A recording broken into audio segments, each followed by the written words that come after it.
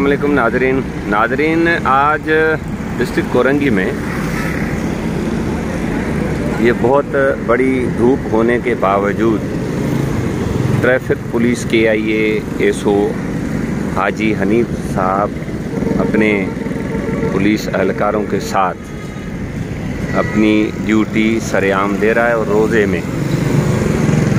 और इस धूप में, सख्त धूप में बहुत सारी तकलीफ़ होने के बावजूद डिस्ट्रिक्ट कोरंगी के SO KIA और दीगर अपने स्टाफ के साथ ड्यूटी सरेअंजाम दे रहे हैं। अगर ऐसे अफसरान पूरी कोरंगी समेत पूरी कराची में होंगे तो आवाम की ट्रैफिक का मामला हल हो सकता है। ये शान चौरंगी, शान व चमड़ा चौरंगी इसको कहते हैं। और ये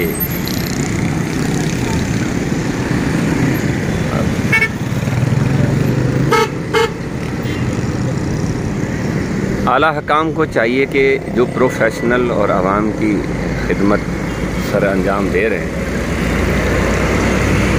उनकी हौसला अफजाई करने के लिए अपना काम करें। मैं चाहता हूँ कि थोड़ी गुफ्तगू इससे भी की जाए।